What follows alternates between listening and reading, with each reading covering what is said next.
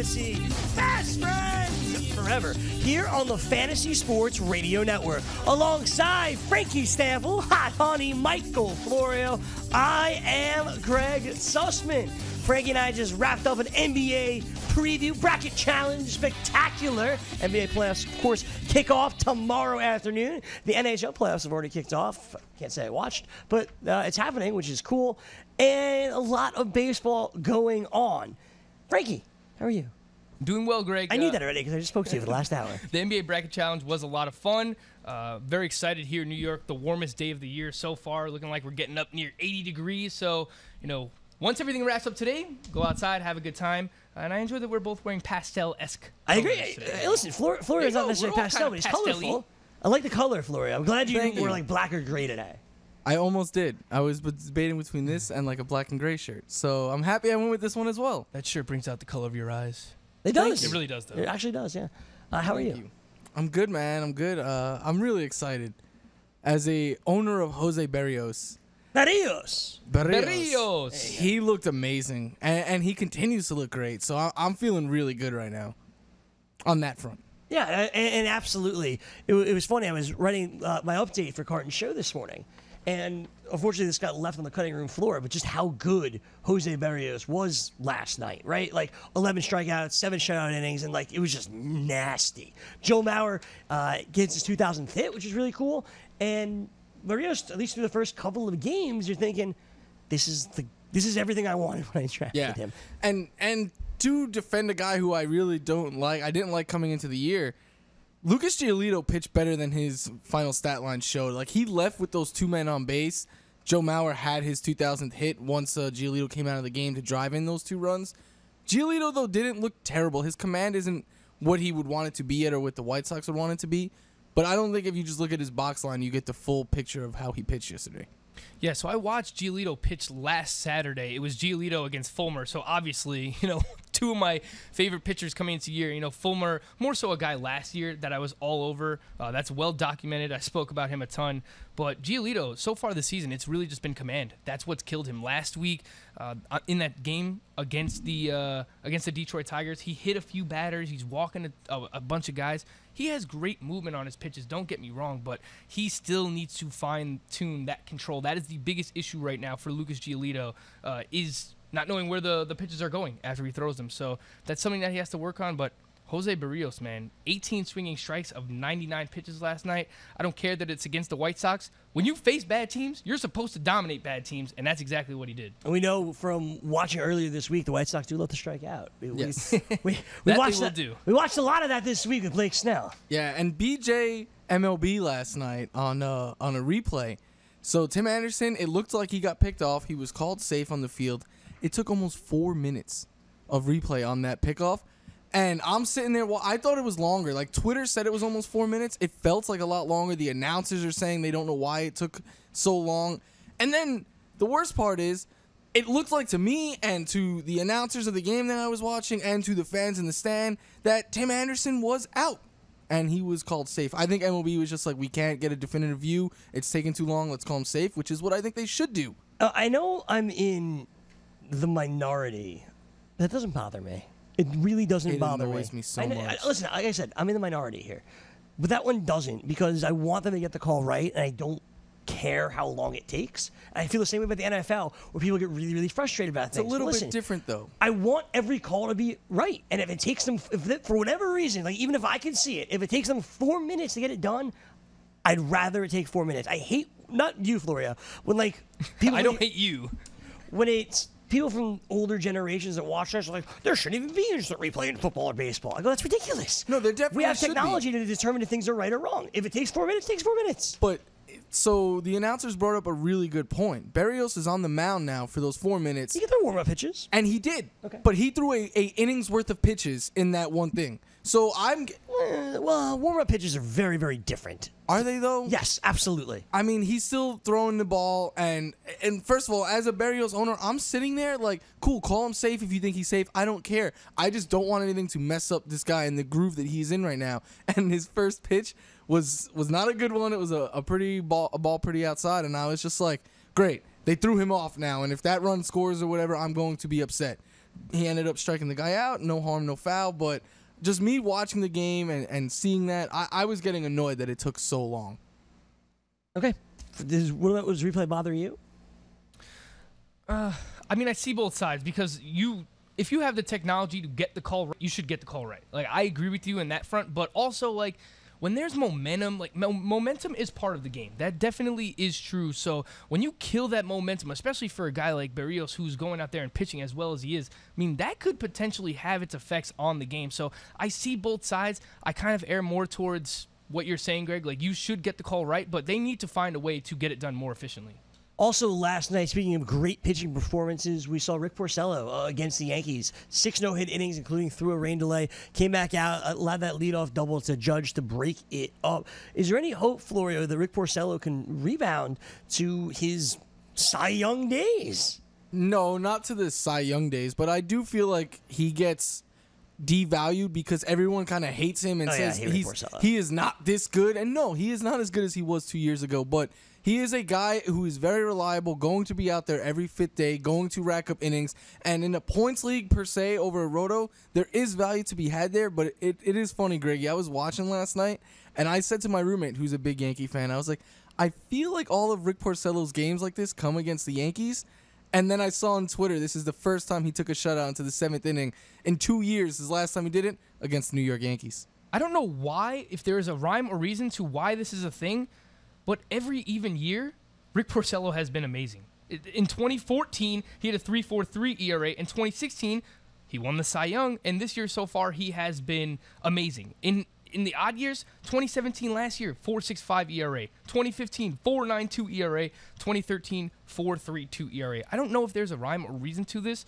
Just looking at his numbers so far, I love the fact that he's keeping the ball on the ground, 50% ground ball rate, and he's walking nearly nobody, but his swinging strike rate is down at like 7.5%, so he's not getting the strikeouts. You watch him pitch last night, he has movement on a lot of his pitches. He really just needs to limit those walks, keep the ball on the ground. I'm not expecting his Cy Young performance, but maybe we see something closer to like a 4 ERA, not as bad as he was last year. All right, any other top headlines, guys, from last night that you're like, hey, I wanted to talk about that? One guy that is on the waiver wire list, but we'll talk about him when we get to the waiver wire list. I mean, you bring him up now if you want. Bring him up. Nick Tropiano. Oh, God. Was it about Nick Tropiano? That's the guy you wanted to talk about? He pitched well yesterday. Oh, God. Please, I mean, go right ahead. I'm not saying, like, yeah, you have to get this guy I thought on it'd be your something roster. like fun. But when a guy goes out and has a strong performance like he did yesterday, going 6 2/3 shutout innings, I think you should take a little bit of notice, almost a strikeout per inning. Like, we're gonna judge Nick Tropiano on one start this year. No, I'm not saying that at all, Greg. I'm just saying, based off of what he did last night, I think it's worth mentioning. You said, is anyone else who played well last night? Go right in. He played well last night. Go right in. And Shohei Ohtani, bases clearing. Sure, right. So that was what I was expecting you to mention. Like, oh my God! Screw Ohtani. Nick Tropiano, Greggy. Whenever Ohtani does something as a hitter, I just post a GIF from Breaking Bad that says "Nothing stops this train" because everyone is like waiting for the wheels to fall off. I feel like, and he just keeps on producing. It's been 2 weeks. It's fun though, Greg. This is what Greg does. No, listen. This is what Greg does. Oh, whenever we bring up a player, it's small sample size. You're asking but for on it now, opening day, Greg wants to cut players. We haven't mentioned it yet. But we're getting close. I'm not saying it's not fun. Okay, I'm not saying it's not fun, but I'm just gonna say everyone's waiting for the wheels to fall off in the sky. Let's let it breathe. Let's let it breathe a little bit. Enjoy it while you can, Greggy. Let's keep going with this fun. Can I be honest what you sound like? Here we go. I'm gonna be totally honest. Go ahead. You sound like a typical Mets fan. That's what you sound like. Okay. That's what you sound like. When it comes to Ohtani, I'm just going to enjoy this moment. This is the best thing ever. The Mets are 10-1. This is amazing. Greg, and then the little slump, everyone slumps. Greg, we've never seen this in our lifetime. So is it bad? Oh, should I sit here? It's not fun. He's having a good 2 weeks, but it's going to suck. I didn't say that. Come on, I'm Greg, rooting for the guy, man. I like him. He's awesome. Tell. I think you hate him. I'm rooting for Ohtani. I think you hate him. Not at all. It's fun. You hate him. I'm not like my lawn. You know why he hates him? Because Ohtani is young and fun, and he's the opposite of everything Greg is. Wait, so if Ohtani is young and fun, the opposite of those things would be gray bush, boring and old, which leads us to Greg Sussman, right. who we're starting to figure out the reason why he doesn't want to grow the beard out. It's because it's gray. It's because it's actually gray. It's not gray. No play for Mr. Gray. There's no gray, Walt. Speaking of old players, though, who do have gray, and mentioning the Angels, Ian Kinsler returned, huh? And hit a bomb. And guess what? He only went for $30 less than Anthony Rizzo and has the same amount of home runs through the first week and a half of the season. And that is true. That 2 is weeks true. of the season, whatever it is. Ian Kinsler comes back. I feel good for you, and I wanted to bring that up. So, congratulations, Frank. You got a home run. Lead off home run a against lot, Ian Kennedy. A lot happened on the Angels last night, Greg. I did. I actually forgot Nick Tropiano plays for the Angels. I don't like Ohtani. Ian Kennedy. Why do you like Ian Kennedy? I like Ian Kennedy. I mean, Ian Kinsler. I do like Ian Kennedy. They both have the Ian and the K. Kennedy. Let me throw this at you. We're speaking of Ohtani, who comes out after the game. Listen, I want to be more involved. I want to hit more. I want to pitch more. I want to do everything I can to help my team. Saying all the right things, which is awesome. Does it bother you if you own Angels? Ohtani certainly fits the bill as a pitcher. Garrett Richards as well. And we talked about this earlier this week with Skaggs, Florio. Yes. That they're really gung-ho about this six-man rotation. Like the Rays are doing the 4 and Yanni Chirinos thing, and the Angels are actually doing 6. Like they're doing everything they can to get 6 starters. Even when they have guys go on the DL, they call up Nick Tropiano. So and tonight, another guy on the waiver wire list. Is it Andrew Heaney tonight? Yes. And then Andrew Heaney, right? Like they're doing everything they can to make sure, like they lose Matt Shoemaker, they bring somebody else up. They could have easily just won the 5-man rotation, and they're not. Does that bother you if you own an Ohtani, a Garrett Richards? Because even though it should be a double start week for these guys, you're not getting it. And Tyler Skaggs being the prime example of this week. Yeah, I started Tyler Skaggs strictly because he was a 2-start pitcher. And luckily for me, he did not look good by any stretch, but he was able to grind out 5 innings. I think you're going to say he didn't look good, so now I don't have to start him again. No. He was able to get the win, so it wasn't a total lost cause. Like, he put up like 13 points in my points league, which isn't terrible. But he doesn't have that second start. And now they're saying he's going to have it this week because I believe he's pitching Monday. But how can I trust that?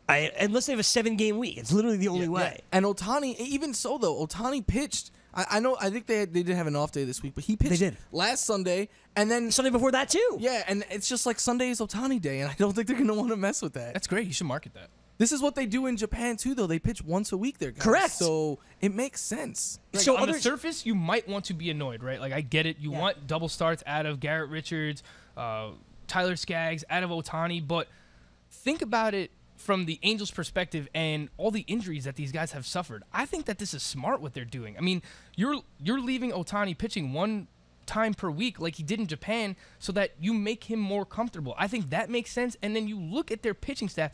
Every single one of these guys has a lengthy injury history. So Garrett Richards, Tyler Skaggs, Andrew Heaney, who is just returning, Matt Shoemaker, all these guys have lengthy injury histories. I think it makes sense. If you take a step back and think about it, if you can preserve these guys for longer going further into the season because you're going with a 6-man rotation, yes, it sucks that you're not getting 2 start weeks out of them. That makes these guys better for roto leagues than it does for points leagues. But if it preserves them for longer into the season, I think ultimately it's something smart and good that they're actually doing this. It's smart on the Angels' part. It's very annoying for fantasy. So I agree with that. And this actually reminds me a lot of last year's Dodgers team, where they wouldn't let any of these guys go past 5-6 innings max. So if you owned Alex Wood, Kenta Maeda, Rich Hill in a points league where you get rewarded for quality starts, it's very, very frustrating from a fantasy perspective. And it made so much sense for the Dodgers, who want to be there at the end of October, where you needed Rich Hill around and you needed Alex Wood around and you needed Kenta Maeda around, that they don't care about us. They're going to do what's best for their team. And they would have these guys go 5 innings and let the bullpen take over. That's what the Angels kind of are. Like, they realize, rather than doing what every other team has done with these Japanese pitchers, every other one ever, Nomo, Tanaka, Matsuzaka, every single one of them, they come in and pitch in 5-man rotation, and they have to deal with it. And there's bumps in the roads. We saw it up close and personal with Tanaka. There are bumps in the road.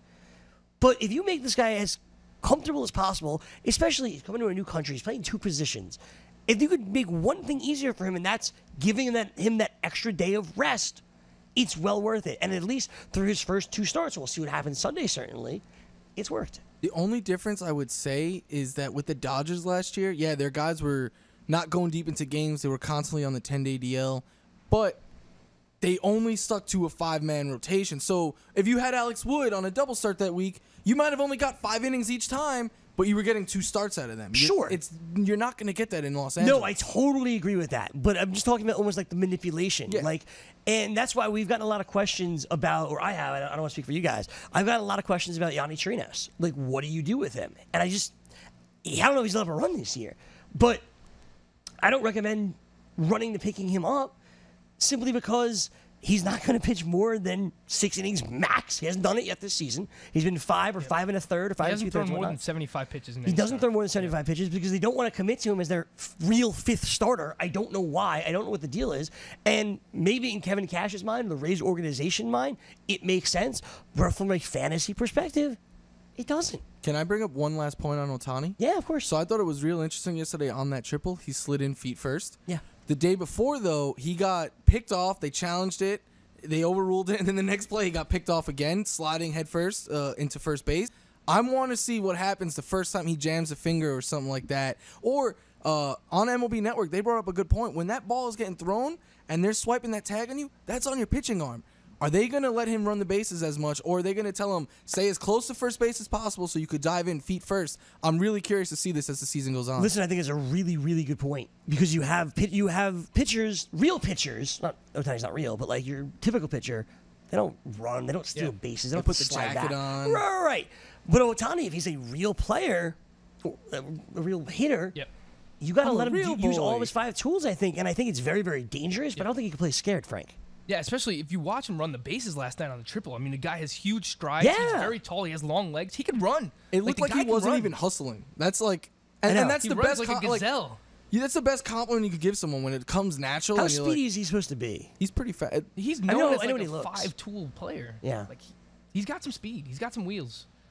So that is a good question to have. Like, will they let him kind of, get that secondary lead? Will they let him try and steal bases? I don't think they will, but what if he wants to? This is all part of the package with Ohtani. He said when he came here, he wanted to be a hitter, and he wants to be able to do what hitters do, and if that's part of his arsenal, being able to run the bases, that's just going to be another thing that he wants to do ultimately. And my biggest takeaway from that triple yesterday, that was a fastball on the inside part of the plate. And all the scouting reports say that is where he has trouble, and he has especially like up and in, and that was a pitch right where you would think that he struggles to make contact with. He drove it right out to the outfield and hit That a was triple. like a 97, 98 mile per hour fastball in the inner half of the plate, and the guy just turns on it like it's nothing. Gregg, I know it's a small sample size, but I really like the tools that he has displayed so far. That's all I'm judging it by. I'm not looking at the numbers and saying like, oh, he's on pace for this or whatever. Just from what I've seen and like how he plays, I really like what he brings to the table.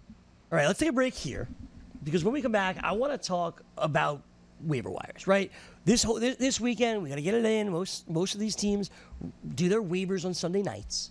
So let's take the break and let's get into what pitchers you want, what hitters you want, and almost more importantly, Frankie, who to drop. Yeah, makes sense. It's something we did throughout the fantasy football season. And look, you can't add all these guys. We could tell you to add, 10 players, but ultimately you still need to know who to drop, and that is something that we do have to bring up. We'll help people out. Yeah, absolutely. So we'll get to the break, which is of course coming up here. So we'll get to the break. We'll tell you who you want to drop, who you want to pick up, and just exactly what you need to do, the right bid to make when your whenever your waiver wire runs, the right bid to make in order to get him. Stick around. There's so much more. The BFFs coming your way right after this.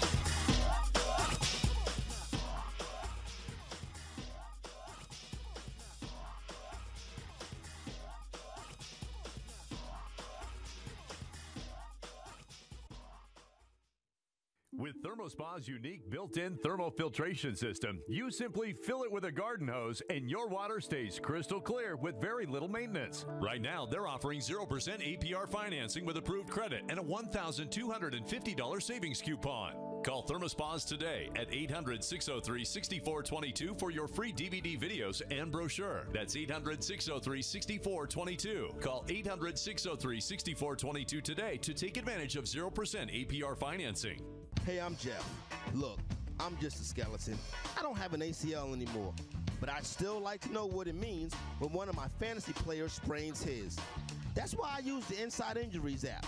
It was created by real doctors, so you're getting information directly from people who have seen, touched, and operated on actual ACLs. Take it from me, a skeleton. If you aren't using it, you might as well just be guessing. Download the free app today and unlock the secrets of injury analysis. Hi, I'm Pat Lynch, PBA president. This is a true story. In 1971, 2 police officers answering a bogus call for help were ambushed from behind and shot by 3 gunmen. Police officer Waverly Jones was shot and killed instantly. Officer Joseph Piagentini was on the ground, seriously wounded. They killed Joe with 20 more shots while he begged for his life for the sake of his wife and 2 baby daughters. While on the run, these cowardly assassins killed a sergeant in San Francisco. A New York judge wanted to give these cold-blooded cop killers the death penalty, but the law only allowed him to give them 25 years to life. The PBA is fighting this terrible parole board decision to release cop killer Herman Bell. His murdering pal and many other cop killers will be up for parole soon.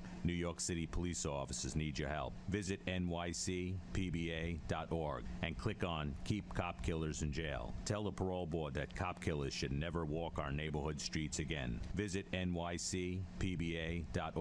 That's nycpba.org. Thank you. Why pay high rake when you can play daily fantasy baseball and pay half the rake on Fantasy Draft? Featuring half the rake GPP and head-to-head contests, exclusive VIP experiences, and the most flexible lineup structures in the game. Fantasy Draft is the only DFS site that puts players first.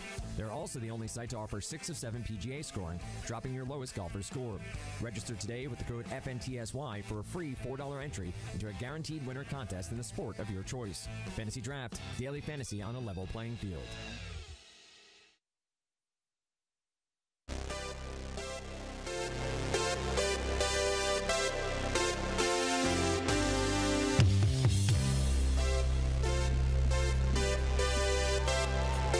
The weekend is here, and we're talking about who you want to pick up and potentially more importantly, who you can drop on your fantasy baseball team. It's Mike Florio, Frank Stampfl. I am Gregg Sussman hanging out with you right now. So let's get into some of the hitters that we could potentially pick up to help our teams. Because I know with me, I play in a league where we have waivers every day. You can pick up players every day. And I don't want to waste pickups early in the week on hitters, right? I want to save it for pitchers, maybe closer situations. But this week I found myself picking up 2 hitters that were out there. Mallex Smith and Frenchie Cordero. Of course, in his debut for me last night, Frenchie Cordero got 0 hits, and Mallex Smith has yet to play for me. So that's where we are right now. But besides Frenchie Cordero and besides Mallex Smith, one hitter that's been on my watch list, we talked about him yesterday on the program, the day before that, is Jurickson Profar. He's just 10% owned in CBS. Frank did CBS this week. Last week we did Yahoo, so I appreciate him changing it up. Profar, 10% owned in CBS leagues. Here's the good stuff, right? He's going to play every day, whether it's at second base, whether it's at shortstop. Profar is going to be in the lineup every day. And the other good part, he's going to be near the top of the lineup every day. Without Andres, without Odor, he kind of slots in as the perfect number 2 hitter. Now, could they go back to their Joey Gallo experiment? Yeah, it's possible. But I don't think you're going to see Profar hitting 7, 8, 9 like we're used to, because his Rangers lineup isn't like we're used to. So, with all that being said, Frankie, how imperative is it to go out and get Jurickson Profar this week? I don't think it's that imperative to do so in a 12-team league, but I would say anything deeper than that. Like, we play in 15-team leagues together, and I think he's a guy that we should probably be in on this week. I agree. Just because he is going to have that guaranteed playing time. Obviously, in AL only, he might already be owned, but anytime big-name players like Elvis Andrus and Rougned Odor land on the DL, we have to look at their replacements, and Jurickson Profar looks to benefit most from that. He hasn't done much so far this year in 31 plate appearances. He's batting .167, but what I do like about his plate discipline so far is that he has 7 walks to just 3 strikeouts. He's not hitting the ball very hard, but he is putting the ball in the air. We've always kind of waited for Profar. Look, Nando talks about it a lot. He was the top prospect in the game. It's never come to fruition. I don't have very high expectations, but over the next couple of weeks, if he could string together 5, 6 home runs and a couple stolen bases, those are my realistic expectations for him. This Rangers lineup is not as good as it used to, but with that being said, the Rangers ballpark is still one that is very conducive to offensive explosions. So with that being said, hitting at the top of that lineup, not in 12-team leagues, but anything deeper than that, I think I would take a shot on Jurickson Profar, Greggy. It's interesting because I remember when the Yankees traded away Carlos Beltran, there was the hope that you can get Jurickson Profar back. And there's always been a Jurickson Profar linked to the Yankees, mainly because I think they're always kind of invested in these former top prospects. Like I know Dustin Ackley comes to mind. Aaron Hicks is a perfect example of that as well. And I always thought Jurickson Profar would be the next guy. And yet, for whatever reason, Florio, the Rangers have held on to him. And I know there's that pedigree there, but every time he's gotten an opportunity, it hasn't come into fruition for him. He hasn't been able to break through. Why could this time be different? Or maybe you don't think it will.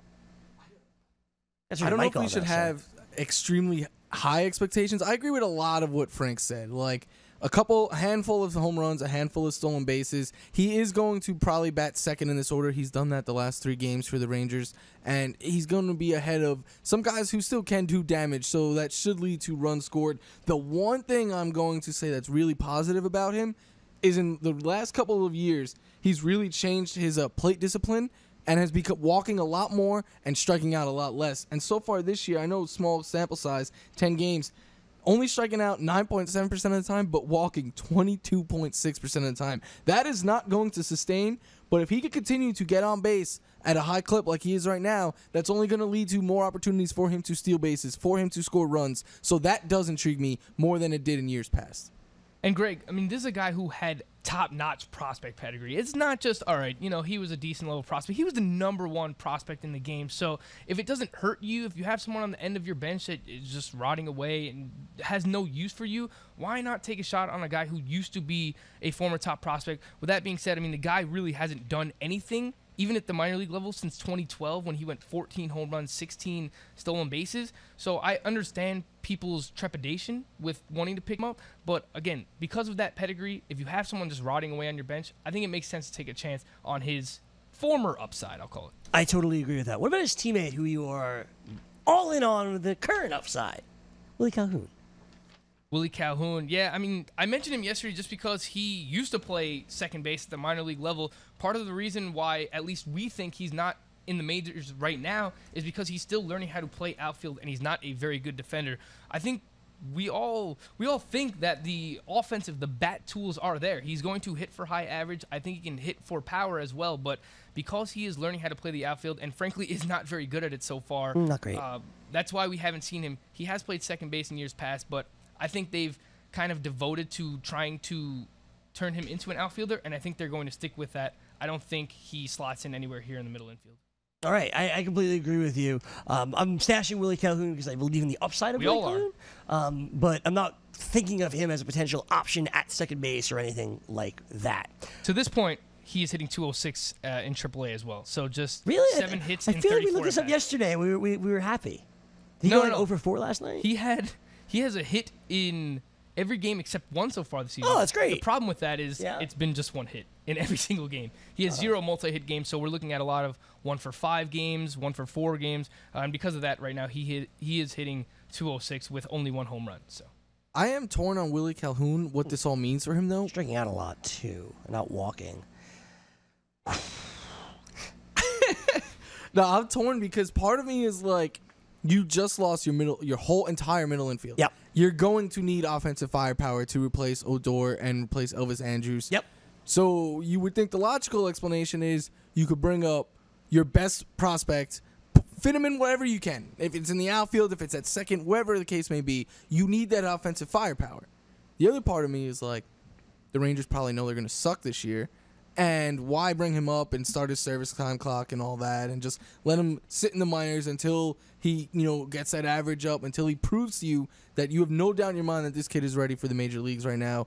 I see both sides of it. I'm not speculating on which way they're going to go, but I could see both cases to be made. To me, I think you have to take the service time into consideration with a team that is as bad as this team is and is going to be. Yep. So I can't rush to call Willie Calhoun up, both, number 1, before he's ready, and number 2, until I can get the most service time possible out of him. Yeah, and I've seen some people mention this on Twitter. I believe his is actually early May, so it's not this weekend. So yeah, you're calling Willie Calhoun Cinco de Mayo. Yeah, Cinco de Mayo. That's at least what I'm speculating on. But again, like, the Rangers suck. So this is a guy they want to be kind of the next cornerstone of the franchise. A, they're not going to rush him. I agree with you guys. And B, yes, they do want him for as long as they could possibly have him on their team, part of that service time, as you guys mentioned. Greg, I looked up his games by position in the minor league.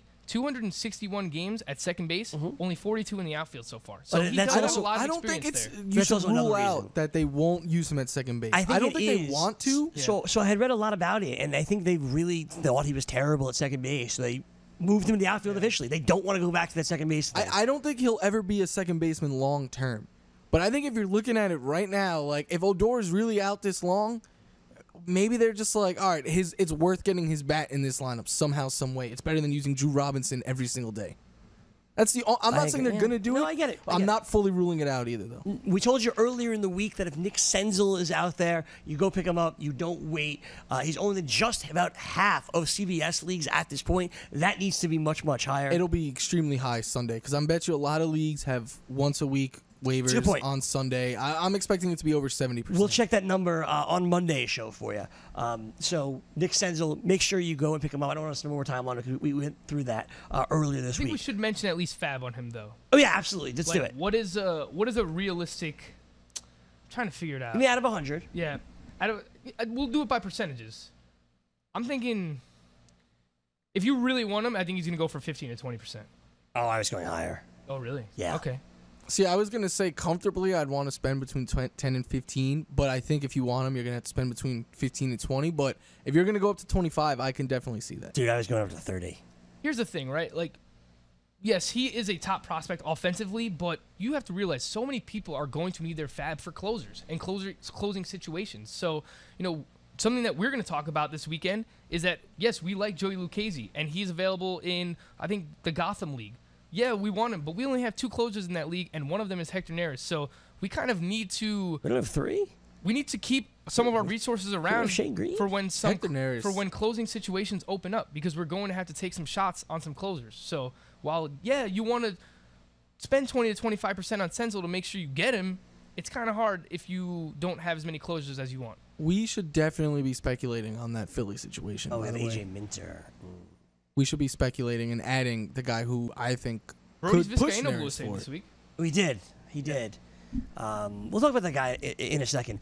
Nick Senzel, I was going 30%. This guy is a top prospect, not a former top prospect. He is a top prospect, arguably a top 5 10 prospect in baseball, arguably.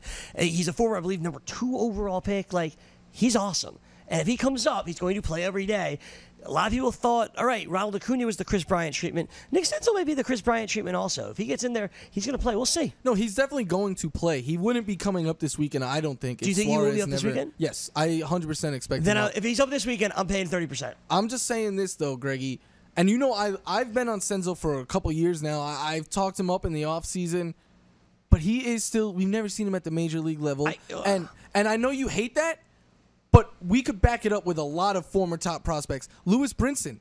You already cut him, I believe. I did. So if Lewis Brinson was coming up this week, we'd probably be talking about spending the same amount of fab. 1,000%. Bradley Zimmer last year. Yeah. Was a guy that people spent 30% of their fab on, and I don't think they were too happy with that. So that's why I don't ever spend that much fab on these prospects. But I get it. If you are in need of a third baseman, you want to take a chance. But you're always the guy that says, listen, you spend the money now because their value is never going to be higher, potentially. Yeah, that's why I would trade him if I got him. That's fine. That's fine, but you got to get him first. Yeah. I don't disagree with that at all. But you got to get him first. The biggest difference between Senzel and maybe a Lewis Brinson, I know you were just using him as an example, is just like plate discipline, though. Like, I think what we're expecting out of Senzel is like, he doesn't strike out a lot. He looks like a legitimate hitter. He looks like a professional hitter. Again, he needs to be able to do that and show us at the major league level, but you can't wait to see him do it at the major league level first. If he's getting called up this weekend, you're going to have to jump on it. Me personally, I'm not going to go the 30%, but if you want him, you can go the Gregg route and spend that much. I'd probably go more in the 15 to 20%. Greggy, are you going to spend 30% on him? He's not available in my league, but I would have. Sure. Same. He's not available. I checked in the leagues that we share. I don't think he's available in a single league I'm in. He's not available in a single league I'm in either. Which is smart. I was a little annoyed. I said this earlier in the week. I was a little annoyed I took Willie Calhoun over Nick Senzel, but what are you going to do? I'm sorry. I kind of feel like I influenced that. You did for sure. There's no way you knew that. No, of course not. Of course not. What I will say is, if anyone picked up Senzel last Sunday, they're genius because they saw the future and reacted correctly. One last hitter I want to throw out at you, and that's your guy, Mike Florio. We sat here and did position previews, and when we got to Shortstop? Second base. Oh, it was Jerry shortstop or second base. If you get to second, we got to second base. He said, "Here's my sleeper," and I sat in this seat and I laughed. I'm like, "Ugh, are you kidding me?" Shortstop too, you did that too, and Zach Kozart's killing it. 100%. And I sat here, oh my God, are we really doing this thing again? And I poo-pooed it and I hated it.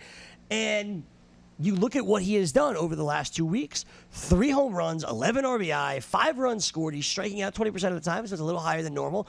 Walking at a good percentage, 8.5. The batting average at 333. Of course, the BABIP is at 385. So that'll probably come down. But if you lost an Elvis Andres, you lost the Rougned Odor, and Jed Lowry's out there, you probably should pick him up. Jed Lowry owned in just 40% of CBS leagues right now. Florio, is this everything you expected? It's better. He's right now, I pulled up in points leagues, the second base position. He is 1, 2, 3, 4. He is the 6th best second baseman behind Zach Kozart, who is the 5th best right now. 2 guys that I looked at, I just thought they were points leagues guys, and that's what Jed Lowry's doing. Like, his strikeout rate is... It's higher than it's been, but it's still low compared to a lot of hitters around the league. The walk rate is low right now. I expect those things to regulate a little bit more towards his career norm. And when that happens, yeah, the BABIP is going to go down. But if he's striking out less and walking more, you could tolerate those couple of hits not falling in for him. And he's hitting for power. He's doing it all. He's hitting atop the A's lineup. I picked him up and started him this week. He hit a 3-run homer the other day. Had a monsters game the other day. I started him in a 5-game week over Orlando Arcia, and he's outperforming him. How much money would you put on him? You don't have to put a lot. That's the best part. You could probably put a couple bucks. Okay. 2 to 3%. All right, there you go. We'll take a break here. We'll come back. We'll get some of the pitchers you want to pick up, and we'll get to the players that could you drop. We'll discuss it when we return. Fantasy BFFs, Fantasy Sports Radio Network.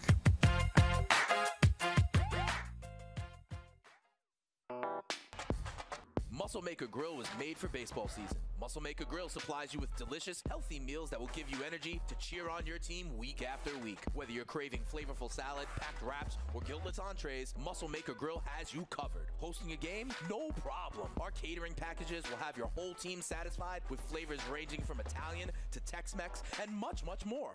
Visit MuscleMakerGrill.com for your nearest location and have a winning season. Attention all authors. Page Publishing is looking for authors. Have you written a book and want to get it published? Page Publishing will get your book into bookstores and for sale online at Amazon, Apple iTunes, and other outlets. They have all aspects of the publishing process for you: printing, cover art, publicity, copyright, and editing. Call 800-292-8137 now for your free author submission kit. That's 800-292-8137 for your free author submission kit. Again, that's 800-292-8137.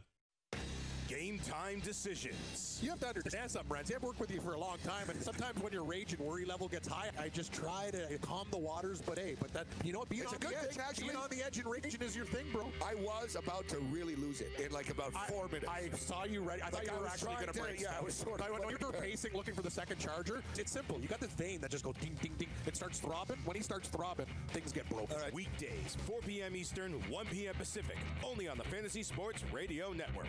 Skix sneakers are taking over tailgates and alumni homes across America.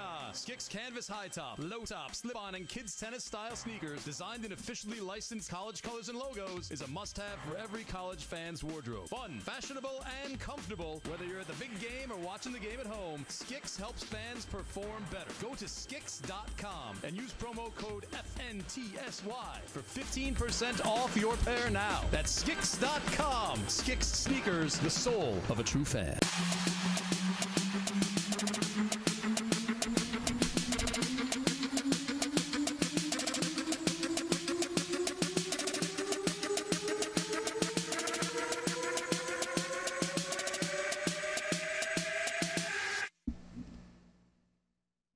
Back here on the BFFs Fantasy Sports Radio Network. Florio, Stampfl, and Sussman with you. Going over players to drop and how much you got to spend on players to pick up. We went through the hitters a few moments ago. Let's move on to the pitchers, and I'll start with a guy we mentioned earlier this week and Frankie mentioned earlier in the program, and that is Joey Lucchesi. 48% owned in CBS right now. Of course, we broke him down either yesterday or the day before when you picked him up in your home league. Frank and Florida, you didn't get him anywhere. He is available in the league that we are all in. together on a team, sharing a team. How much do you want to spend? So I mentioned this the other day. In our home leagues, he went for $12 out of 100, and in the other, he went for $13 out of 100. So I think that's a pretty good range. I think we're looking at 12 to 15%. And again, as much as I like him, I think we have to save some resources at some point to try and speculate on some closers. With that being said, you don't want everybody to get picked up and you end up with nobody. So I'm down to throw up to $15, or I guess 15% on Joey Lucchese if you guys are interested as well. Yeah, I was originally hoping to get him for cheaper. I didn't think people were going to spend that much on him, but in both of our home leagues, he did, not to the same person either. So clearly that was what people were looking to spend. If we want him, we're probably going to have to be in that range.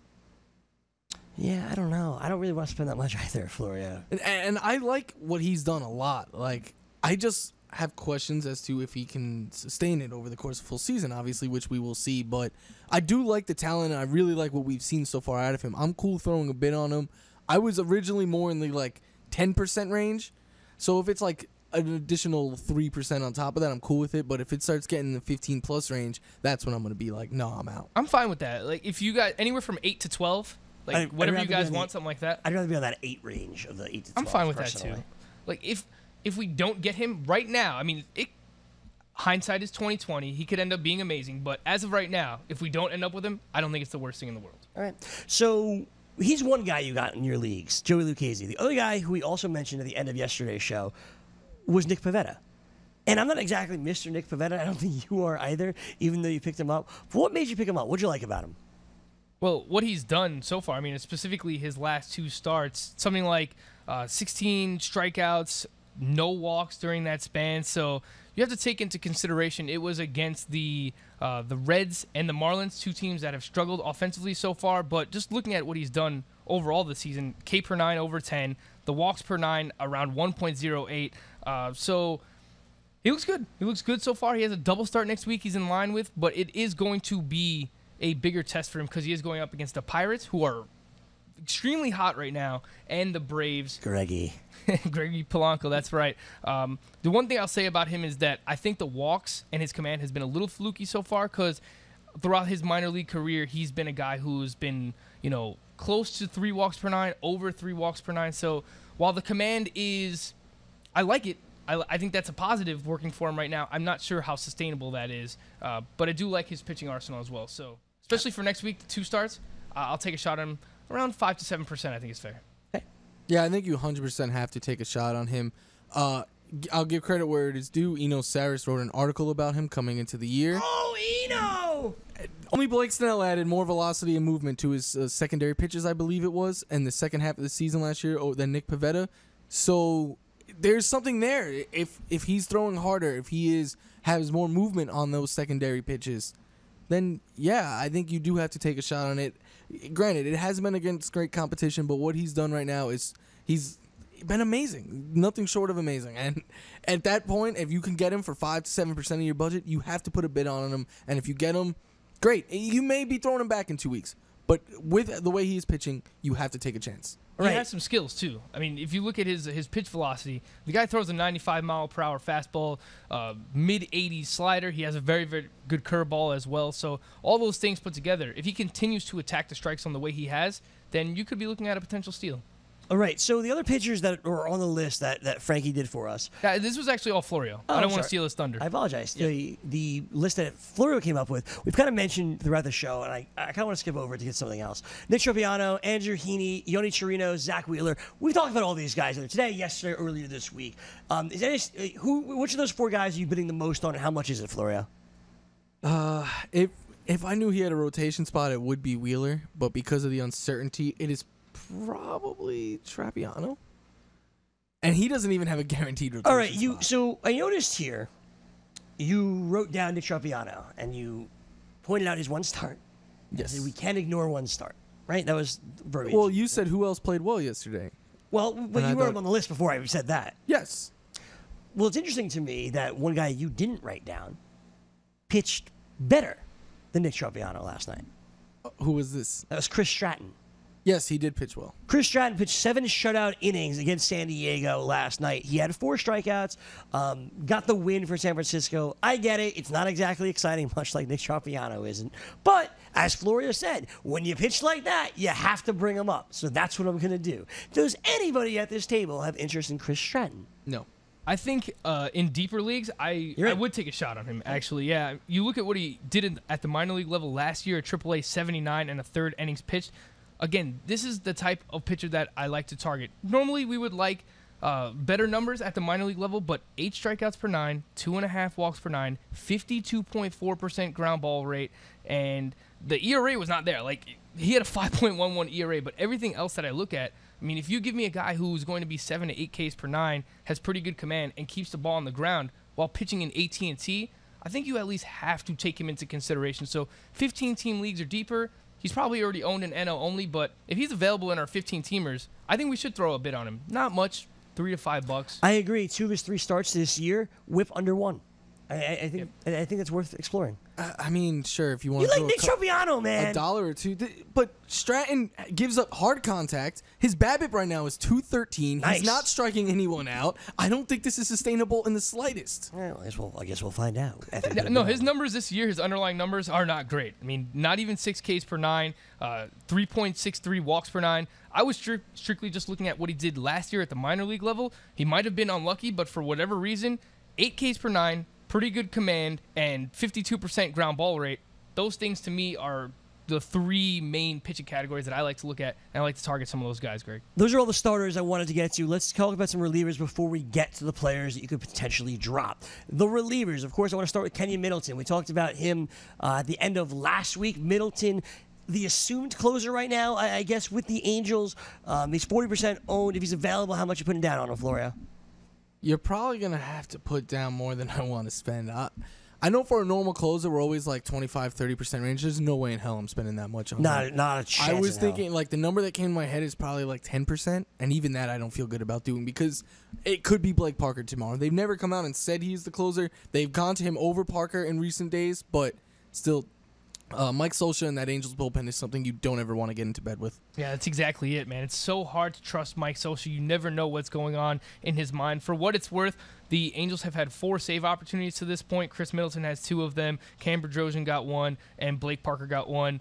Keenan Middleton has by far been the best pitcher in this bullpen so far. So if you want to speculate, I was thinking 12 to 15% was the number that came to mind for me. And I think I'm okay with that. I think I'm okay with that number. One more hitter that I want to get to just because it just happened. Teoscar Hernandez gets called up for Toronto. Oh, I like this. You like this? Explain if he's going to play every day, how much is he worth, like what's going on? I'm not sure if he's going to play every single day. I mean, very similarly to Franchy Cordero, this is a guy who strikes out a lot, but a very, very toolsy player. You look at what he did in the minor leagues last year. He only hit 265, but 18 home runs, 16 stolen bases. So another guy who has that kind of those tools that we look at, the power speed combination, 15-15 potential. I know he played very, very well in the spring. I drafted him in my Draft Champions League because I also took Randall Grichuk. I took Curtis Granderson. So Grichuk has got off to a god-awful start. So if they're trying to find some production in the outfield, maybe that's why they called up Teoscar Hernandez. This is a guy only in deeper leagues, though. Like 12-team leagues or shallower. I'm not doing it yet. Sure. But deeper than that, yeah, I want to take a shot here. He has some tools. Next week. He does. Remember, Kendrick Morales just got put on the DL, so True. that's where he could find his playing time. That's a good point. Maybe he won't be the Maybe DH, they put Granderson there, Grichuk there. Yeah, you can get someone else, shift him over. Granderson had a great start so far this year. I actually picked him up in the Great Fantasy Baseball Invitational, but Grichuk has been terrible. So I agree with a lot of what Frank said there. His plate discipline, Hernandez's is terrible, but he is a toolsy player, a guy that originally, before they went out and got Grichuk and Granderson, was slated to play right field every day. So maybe that's where he slides in now. Maybe they put Grichuk in at the DH. 2 more closers I need to mention here. Matt Albers, it seems, is like the guy in Milwaukee right now. I know he's not sexy, but it certainly seems like he's a preferred choice. We've seen Craig Counsell go to different guys, including leaving Josh Hader in. It hasn't worked. Where did he turn? Matt Albers. So I guess Matt Albers is the guy. How much would you spend on him, Mike? Well, he's probably in the leagues where only 22% owned. I know. In deeper leagues, I think he's owned. Like, I got him last week for $40 out of 1,000, and I felt great about that. Now you're going to have to be more in that, I think, 12 to 15 range. Yeah. And if you ask me, it's tough anytime with these closers, but I would rather speculate on Keenan Middleton just because we know Corey Knebel is going to be back at some point. Keenan Middleton, if he gets his job and runs away with it, he could be the Angels closer for the entirety of the season. Even if Matt Albers pitches well while Corey Knebel is out, I still think when Knebel comes back, they're going to try and get him back into this role. So if you're just deciding between Middleton and Albers, I mean, honestly, if you need closers, I'd put bids in on both guys. But I agree 12 to 15 is probably the right range, but I would rather take a shot on Keenan Middleton. One more closer to mention, that's Nate Jones. You got the save last time the White Sox needed him to. And Joakim Soria didn't pitch. He didn't pitch in a game that they were down in last night. And the day before that, he didn't pitch. It's like, I think it's either once, I think it's once since April 5th. Yeah. Something like that. So I've tried to look it up, what's going on with Joakim Soria, because I own him, and I can't find anything. I just think they soured on him, which is unfortunate. Why? Because he blew one save, and he is a pitcher who I don't think ever got the credit that he really deserves. Like, he is not a bad reliever at all, but I don't think he has, like, Nate Jones type stuff. This is what I'll say. But Nate Jones also looked bad in the game that Joakim Soria blew. Nate Jones, though, has been pretty good this year. He was great. He's been great for years. The only thing that's held Nate Jones back is injuries the last couple of seasons. So hopefully he can stay healthy.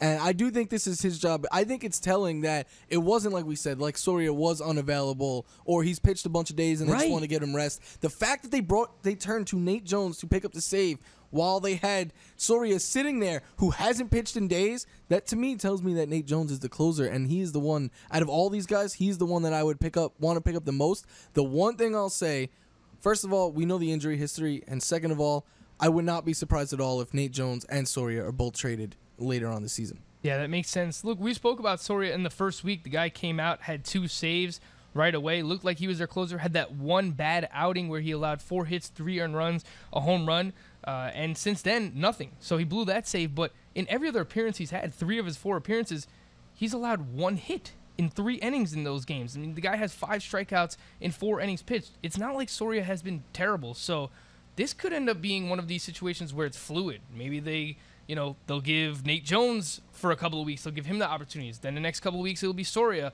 if Jones struggles. So, and on top of that, the White Sox suck. Come on. So I don't know how many opportunities are going to be here. Again, you have to speculate if you're in these deeper leagues, but I think of all the closers in waiting that we've mentioned so far, or potential closers, I don't really want anything to do with the White Sox guys. And I think that's reasonable. You speculated before, Mikey, that if Hector Neris loses his job, it could go in another direction. What direction could that be?